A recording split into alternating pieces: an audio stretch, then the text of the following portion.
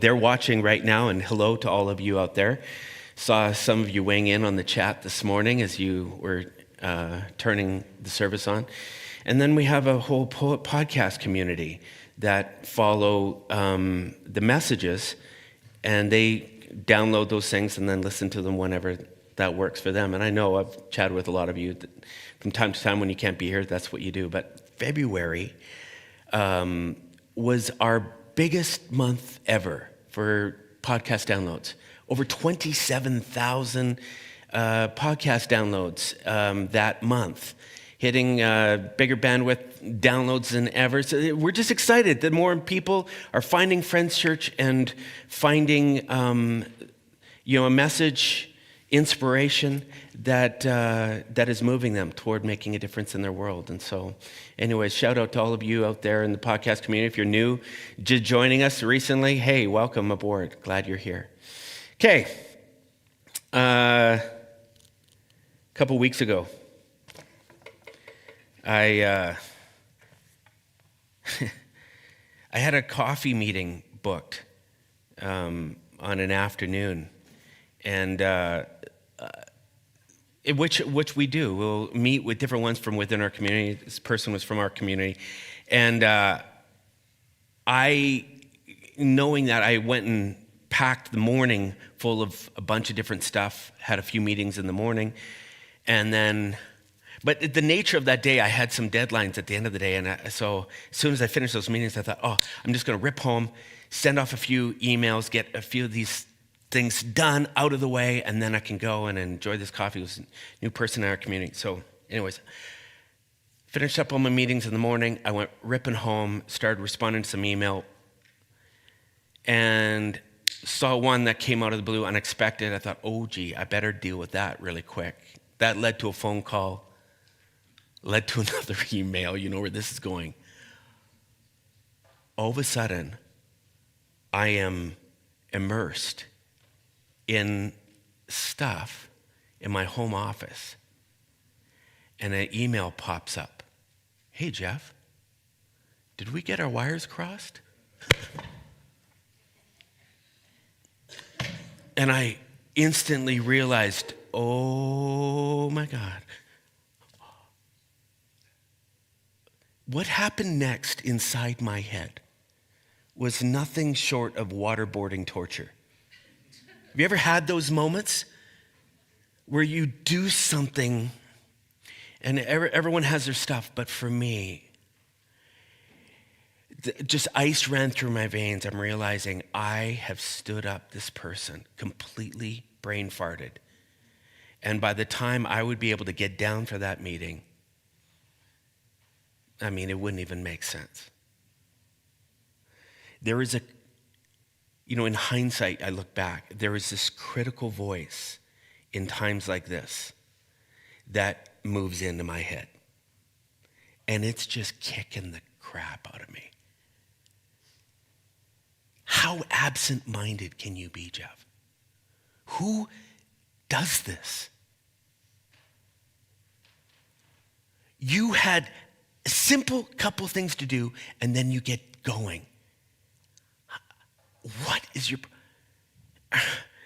And it's talking, and I'm just like, ow, I can't believe I did this. I can't. And it seemed like there was another part of me that was just focused on this person I was supposed to meet. And it was just going, think about her right now. She's carved out this time in her workday to be able to meet with you. She shows up. She barely even knows you. New to the church. Can you imagine how pissed off she is?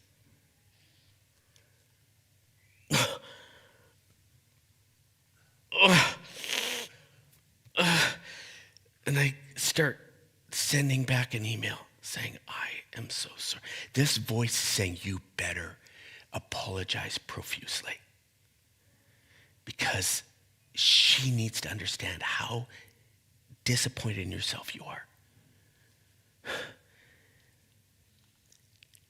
No words had been uttered in my office in that moment. But the war in my head that is flooding me with such anguish. Have you ever had, no, when was the last time you had a situation that all of a sudden triggered something inside of you and started up a war of voices in your head, saying things, stirring up all kinds of unwanted emotions inside of you?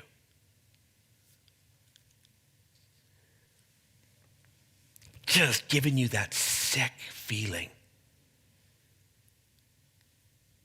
Every one of us experiences these. They just look different for each person. You might be a person that would never even give that a second thought. It's like, hey, it happens. Life happens. Hey, sorry, I can't make it. Boom, boom, boom. On you go. Maybe.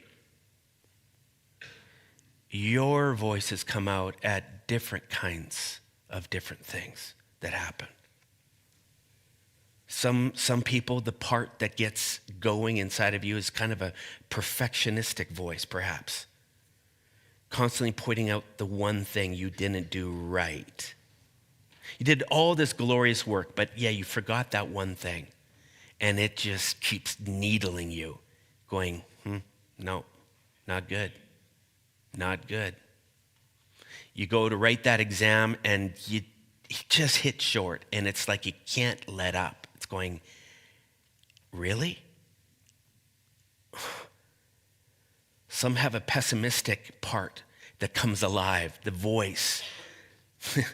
And it's just Debbie Downer. It's just everything that goes on, you're going, don't get too excited. This voice is just saying, don't get too excited. Just wait. Wait what happens next. Someone comes out, what a beautiful day. And this voice is saying, yeah, it's probably going to rain. It's like, yeah. Someone gives you a big compliment and that voice inside says, they say that to everyone. Don't get all excited. We have these parts, these voices inside of us. It's crazy how we can be feeling so good in one moment, and then something happens. Someone does something. Someone says something. You even just get a look from someone. Or you forget something, and it's like something gets triggered inside of you. Like a tripwire gets stepped on, and all of a sudden, the voices start coming alive inside. And it's like you just feel like this cloud move over. It's like, oh no. And in that moment, there seems to be nothing that's able to kind of calm you or regulate you. It's like drinking a Slurpee, and you drink too much, and then all of a sudden, and that brain freeze moves in. It's like, make it stop. This is what these voices can do.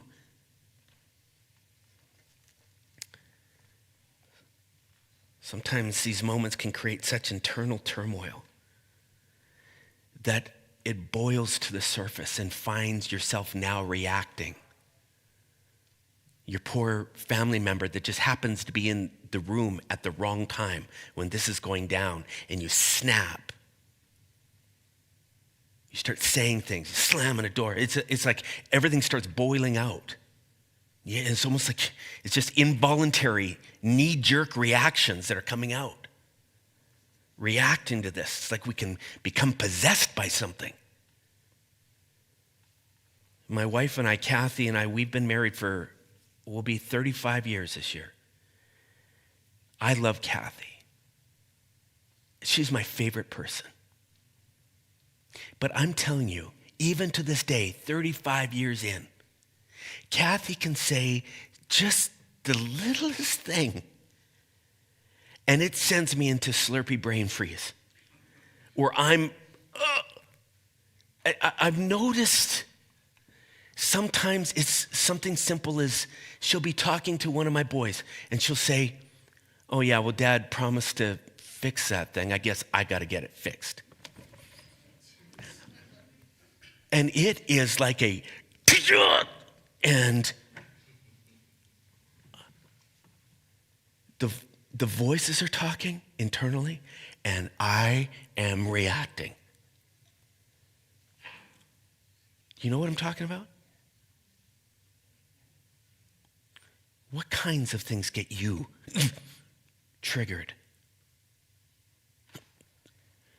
Get those voices just churning inside your head, giving you brain freeze. What are they? What do they sound like? Find myself in those moments, all of a sudden responding in such insensitive, unkind ways. The tone that comes out of me, the look. Kathy's like, oh. And then it's like I say it and it's instant regret, instant damage control. I can tell my reaction was so strong for the little comment that was, I'm just like, oh, embarrassment, self-loathing. It's like, how long have we been married? I know better. That's what's so bizarre about this. Is as much as I love Kathy, and as long as we've been together, still there are these little things that can happen that take me over.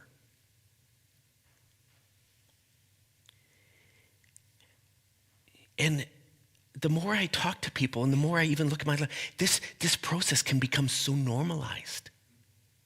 It's almost like, well, that's just Jeff. Or that's just what happens. That we don't even see how insane it can be on the regular. Where we lose ourselves and then on goes life. And there's damage, and it's just a constant state of damage control. Mopping up the messes in everyday life. So normalized that we don't think it could be any different. Here's what we're learning, is it doesn't have to be that way. We can actually slow down the number of frequencies of these kinds of things. We can actually gain more and more control. But it starts by noticing the madness of these moments. It was Apostle Paul in the Bible, one of the most prolific authors, considered one of the heavyweights. There's this moment, there's this passage where he starts penning out his noticing of the insanity in his life. He says, what I don't understand about myself is that I decide one way, but then I act another, doing something I completely despise. Obviously, he says, I need help. I make a decision, I'm going to do the good thing. Then I don't do it. I blow it off. I decide not to do the bad thing. I can see that thing a mile away. I say, no, I'm not doing that again. And then I go and do it. My decisions, such as they are, my determinations, my intentions, they don't result in actions. Something has gone wrong deep within me, and it gets the better of me every time. Parts of me, it's like, he says, parts of me are covertly rebelling. They're just like anarchy within me. And when I least expect it, they just take charge. Here is a time in ancient Israel, a guy that's going, I'm watching madness in my life. And I'm not sure what's going on here, but it's happening. This is no lightweight. This is one of the most prolific authors of the Bible going, this thing takes me over and I have no control. A large part of the spiritual journey is learning to observe the inner world. to better and better understand what is going on. Why are these things coming out of me? Why am I so triggered by what seems like silly things? The spiritual journey is plumbing into the depths of our lives to investigate. Part of it is.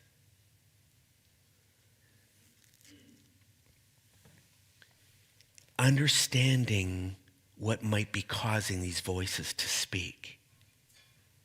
Figuring out what are they wanting? What are they doing? And more being able to separate yourself from those voices. This is one thing we are learning. You, me, we are not those voices. They do not define you. They are separate from you. This is week 2 of our Hijack series, where we're focusing on and identifying the inner voices. That's our job today, to recognize these things. These parts of us that are constantly talking and reacting to these parts of our lives, these events. It's the act of being able to get distance from them and go, wait. What's talking to me right now? What is it saying? Let me use an analogy. Many years ago, I was in a former church. My senior pastor took me back. I was young. I was like 22. Took me back to the soundboard. The band, we had this big band, whole bunch of singers playing on a Sunday morning. He says, Jeff, I want you to learn the art of mixing sound, what our sound guys do. So we stood back at the soundboard and he said, I want you to listen for the bass guitar. I want you to pick out what the bass sounds like in the midst of all the music that's being created right now. Can you hear it? What's it? And I remember, I was kind of new to the whole scene. I was like, I don't know what I'm really listening for. And he just started tapping with his hand on the table and kind of saying the doon, doon, doon, doo, doo, doon, doon. Can you hear that? And I'm like, oh. Then he reached over on the soundboard and started turning up the bass. And all of a sudden, out of all the mix, all of a sudden I could hear this booming, low-end bass noise. And I'm like, that's the bass. Wow. Huh. He says, okay, let's back that down. Can you hear the snare drum? I said, what's the snare? He says, the snapping of the snare. He said, and all of a sudden he started bringing up the snare. I'm like, oh, yeah. He backs it down and I could still hear it in the mix. He says, can you hear the alto singer in the band? Can you hear the person singing harmony? I said, I don't think I can. All of a sudden he reaches over and turns up. He says, watch the lady in the middle. Watch. Listen, watch her voice or watch her mouth as I turn this up. And all of a sudden I'm like, holy cow, that's what she's singing? That is wild. And he says, okay, now I'm backing it down. Can you still hear it? I'm like, yeah, actually I can still hear. It was a fascinating experience to be able to, from all the noise, all of a sudden start picking out these individual pieces. This is the art form of separating your voices from all the noise that's emotionally getting created in your head. This is what we want to talk about this morning. Picking it out. Not just picking out the noise, but what is it trying to say? What is it saying? And why? That's where we're going today. The spiritual journey is largely about training your ear to pay attention to what's going on in here and separating them out, because there's a bunch of different parts that are weighing in on the regular for you.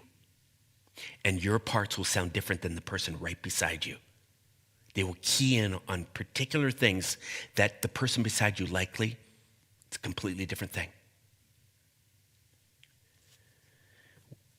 You know, when something really triggers us, the number one common answer for people is to say, I'm just really upset right now. I don't know what's happening, but I'm really upset right now with you. And I'm just going to say this. That's kind of grade 1 level observation. Most people would turn around and say, really? I could have told you that, actually. I could have observed that you're upset right now just by looking at you and then watching you. When you go deeper into the higher grades of this level of observation, that's when you start to parse out what part of me is really upset. Is this making sense? How often are you able to identify the parts of you that are getting triggered? What do they sound like? They actually have a very particular personality. Did you know that? What gets them bothered? That particular part of you. Why are they speaking so loudly right now in that situation? What just happened that created that noise, that triggering? Maybe there's someone here this morning, even as I'm talking about this, you're going, look, I don't have voices in my head. I don't have anything that you're talking about. If you're thinking that right now, that thinking that's telling you that right now is one of the voices.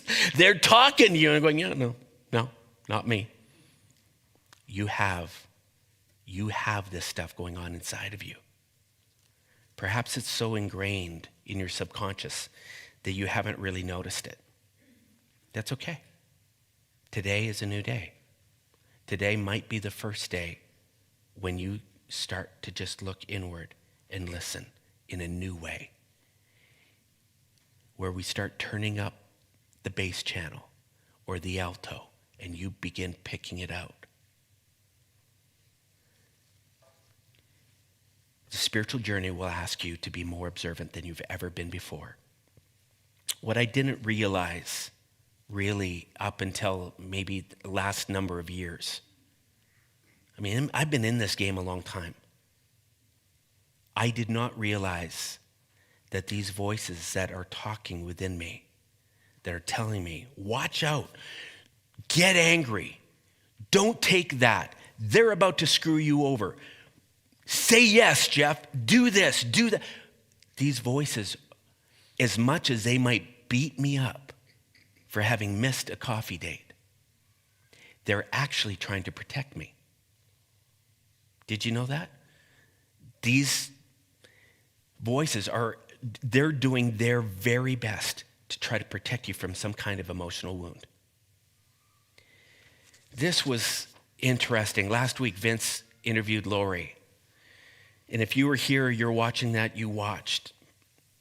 She told the story of how probably for one of the first times in her life, she felt the very real pain of abandonment in her life from someone she loved. It was a friend. The friend just one day moved with her family. And what Lori felt in this chapter of her life, when this friend just moved away, just left this major void, all of a sudden, there was like this sense of abandonment left a mark in her. She didn't know it at the time. She had no clue what was going on, but it marked her. And as she talked about last week, here she is now an adult. And in her everyday life, things will happen and someone will say something, someone will give her a look. And all of a sudden, that childhood wound of abandonment that created this protector inside her, this voice, starts talking to her very clearly and saying, you are about to experience another abandonment any second here. Move. Get away from them. Push away. They're going to say goodbye. They're dumping you. They're whatever. And instantly, she's arrested by the voices in her head, and she's panicking. It doesn't take much. But this wound from her childhood now has made her ultra sensitive to any action of abandonment. I can see it in Laura's story. I see it in my story. My parents divorced when I was almost 5. And so every Christmas, we were always taking turns kind of spending Christmas with Mom, Christmas with Dad. But in the very earliest days, I have this memory of going to spend time with my dad and my grandparents, who all lived in the same town, north of Edmonton. And I remember coming, and Dad had asked, he says, hey, because we were just young, but just starting school, he says, bring your report cards.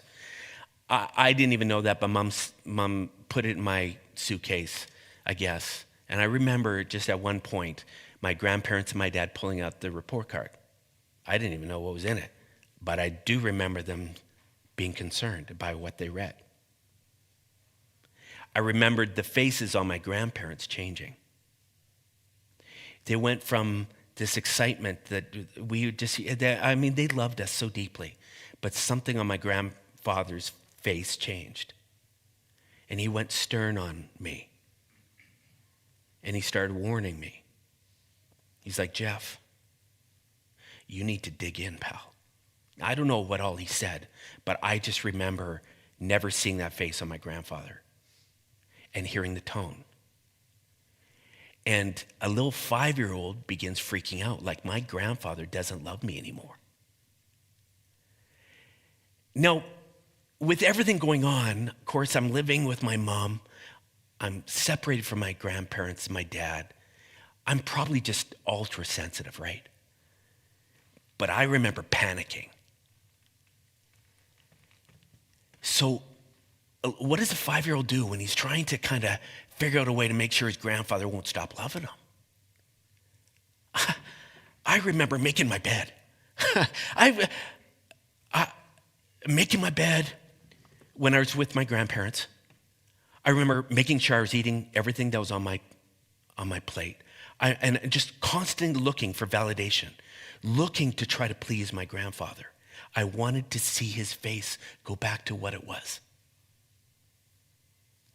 Now, it's funny how sometimes I have these memories going back every now and then. But I know now, after doing a pile of work, something got lodged in me that said, Jeff, if you don't learn to please the people in your life, you will lose their love. And so even to this day, if I'm sensing disapproval for someone, and I'm sure when Kathy says, he said he would do that and he didn't, the sting of disapproval, to this day, 55 years old, creates this knee-jerk reaction that is so subconscious. The pain of rejection. And my voice inside me says, yeah, here we go. Something's about to happen. There's some part of me that has been wounded. This is what they call an exile. A past emotional wound, something that's just left a mark on you. And it's made you hypersensitive in some way to that thing. So we end up spending our lives trying to avoid these things, these exiles, exiled emotions. We keep pushing them away. We're going, I never want to feel that feeling again. I don't want to feel rejection. So I'm going to do whatever I can to avoid that. For some people, it's rejection. For some people, it's abandonment, like it was Lori's story. For some people, it's chaos. They came out of a time where everything was just completely upside down, and it marked them. And so now it's like, oh no, I can't feel chaos. I need order. For some, it's failure. They made a mistake, and it embarrassed them, or it caused a huge ripple. And so now they cannot fail at all costs. And when they feel like failure might be about to happen, woo, the voices kick in. We all likely have some form of exile, some emotional wound that we're running from, that we're going, man, that stings so badly. I will do anything I can to avoid it. So we have these exiled emotions, But then what ends up happening is we develop these parts of us to protect us from those emotions. There's kind of two categories, managers and firefighters. Just talk about the managers for a second. These are the proactive voices inside our head. These are kind of the voices of reason. For a long time, I just felt like this was the wise voices in me that were coaching me to avoid the pain. It was like always kind of on the front end going, hey, Jeff, you better check your calendar a couple times. Because last week, you know what I mean? We kind of blew it. Oh, yeah, you're right. I got to double check. I got nothing else going on today. Thank you, man. And it's like this constant dialogue internally going, hey, remember, don't forget. Hey, Marco looks a little upset. You better go and talk to him, Jeff. I think he is. Okay, I'll go talk to him. Hey, did you notice so-and-so hasn't responded to your text? Oh, they haven't? How long ago did I send that?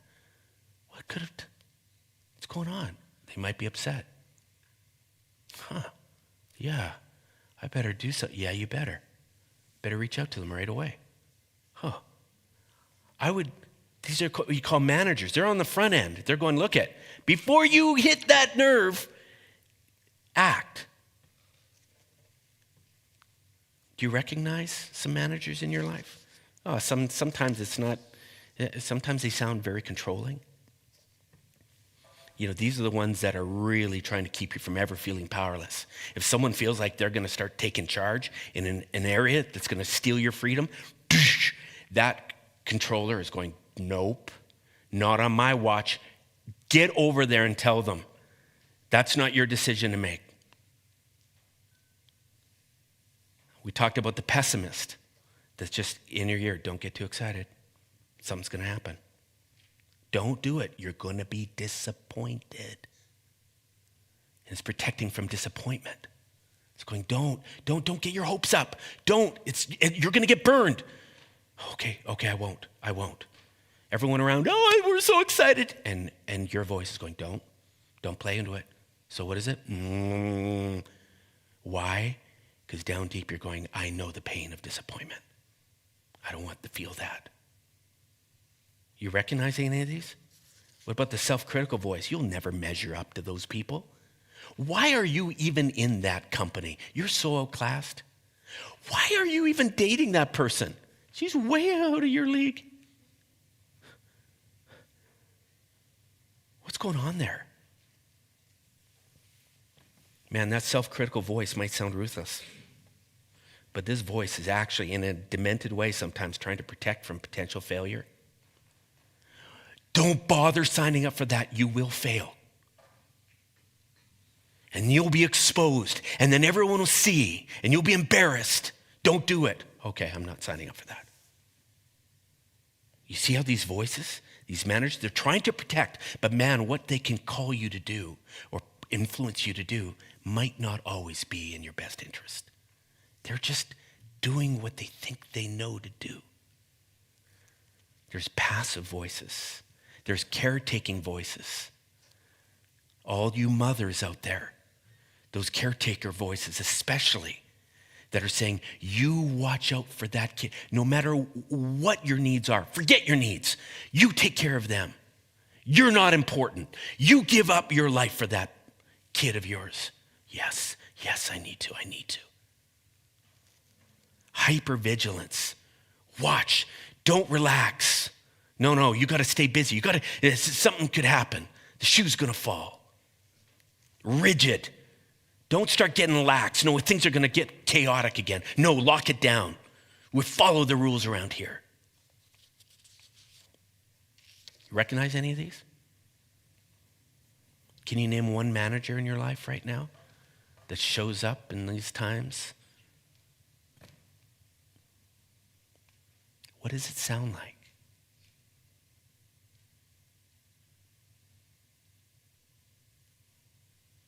What situations activate that thing, that person?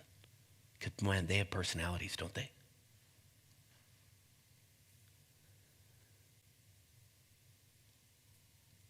What are they trying to protect you from?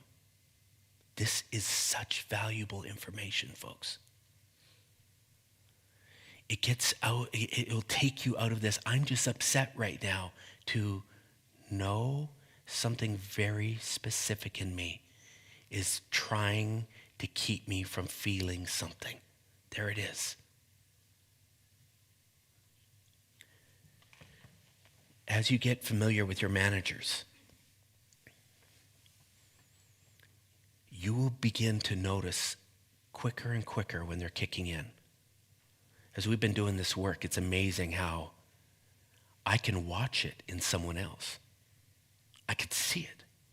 A situation happens, all of a sudden they're triggered, and it's not just, what is your problem? Now it's like something going on inside of you that's causing you to react this way. It's amazing how all of a sudden when I start to see that some manager might be starting to speak up in a person and getting them to react in a certain way, the amount of compassion I have for that person now versus just being pissed off at them for being pissy. You know what I'm saying? All of a sudden I'm going, uh-oh, you are worried you're about to experience something. And now this is what's going on. Now, it's way easier to see out there than it is in here. But over time, the more you become familiar with the voices of your managers, it's amazing how quickly you go, okay, no, I know what's going on here. The other thing that kicks in are these firefighters. If the managers can't proactively steer us away from the trouble, the firefighters are often called in. This is when the pain has stung.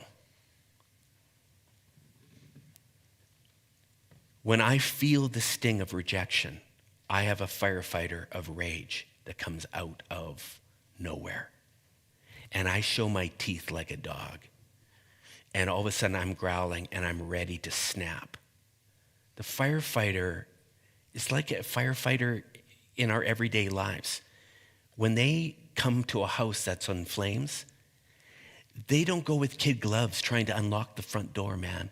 They kick that door open, they're smashing windows, coming in with a water cannon, and they're blowing that house apart, taking down the flames. Their goal is, we're putting out the fire. Emotional firefighters are much the same way. They come in with a water cannon, and they're going, we're putting out the pain immediately.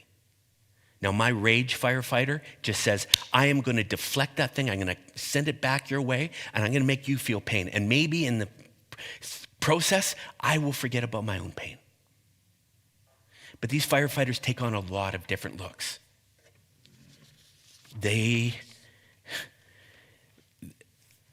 Some will say, hey, you're feeling pain right now? Let's party. Let's go get hammered. Let's get so drunk you don't feel nothing. Let's get high.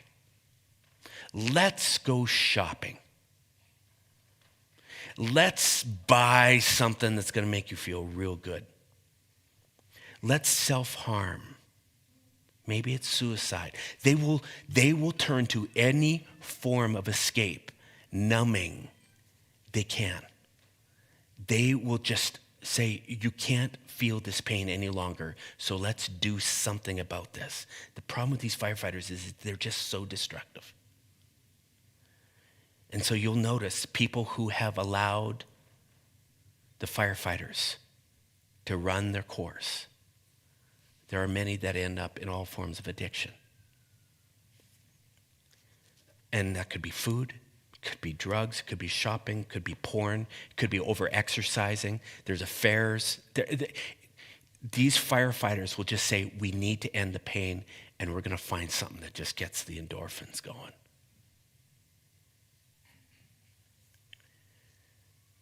Can you spot a firefighter that kicks in for you when the pain gets too strong? A pull, a temptation towards something that you're going, I just need this right now. This makes it easier. If you find yourself engaging in these escapist type behaviors, If you can spot any of this, it's firefighter activity. And the thing is, it's just not just a penchant for the thing. In IFS, it's saying there's something below that firefighter is trying to protect you from. It's not trying to ruin your life. It's trying to protect you from the pain. The problem is many people never really uncover and figure out what the pain is. So they're trying to treat the surface symptoms. They're going, well, I don't know what my problem is. Here's Paul freaking out going, I don't know. It's just taking me over, whatever. IFS would say, get down below and start figuring out what might be down below. What pain, what wound is it that your protectors just do not want to be felt? Now, here's the good news, is as we kind of start plumbing the basement levels of our lives, of our psyches, and we start tracking down, where do I freak out a lot? What are those things? And all of a sudden, you just start seeing patterns. People say, I could never remember something back in my childhood. Well, you can follow the line. You can say, wow, this kind of madness happens almost on weekly. And it seems to revolve around this. Oh, you know what? Actually, if I think back, my friends always were saying these kind of things. Yeah, and you know what? Actually, my parents were always, as a kid, they were always saying. And as we begin to study the exiled emotion, the wound, and start figuring out that is what might be triggering these protectors. And the more you become familiar with this thing, and not running away, not denying it, not hiding, as you start studying that thing, something magical can happen with your protectors. They can actually start lowering their volume. Because you're going, no, I see it. Hey, I see it. I know you don't think I see it. I see it. It's right there. It's okay. These protectors, managers and firefighters, actually, the more that we're able to kind of figure out and see some of this stuff and getting distance from them, then they start saying, you can actually speak to these things when they're talking. You can actually, and you know what they do? They say, if you want to calm them, here's 3 things you can do. Number 1, notice them. When I've got something freaking out, going, oh my God, here, what did you do? You hurt her. Yeah, I know you're concerned. I know you're concerned that we're going to get rejected here because of my bonehead. I get it. Thank you for warning me. Thank you for doing everything you can to fix that thing, to protect me from that rejection. Thank you. And what happens is the voice calms down. It's like, I thank you. I know what you're doing. Notice them. Secondly, validate them. Don't villainize them. Oh, I get so mad at my voice. Shut up. You can almost declare war on what's going on in your head. It's like, crying out loud, you're making things worse. No, don't do that. That just galvanizes them and they come back harder. You validate what they're trying to do. Treat them with kindness. Understand their fears. Say, I know exactly what you're freaking out about. I know how bad that hurts. Thank you. You're only doing what you know to do. Lastly, thank them. Thank you.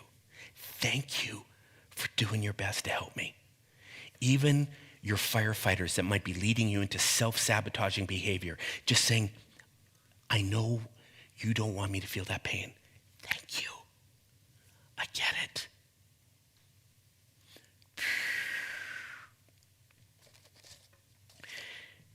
Sometimes, I was reading this the other day, what if we could treat the parts of our inner world, these protectors, like Jesus treated the outcasts in his world on the surface, the lepers, the inmates, the prostitutes, the way that he had such compassion and curiosity.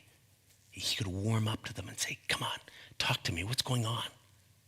What if we could treat our internal parts in the same way?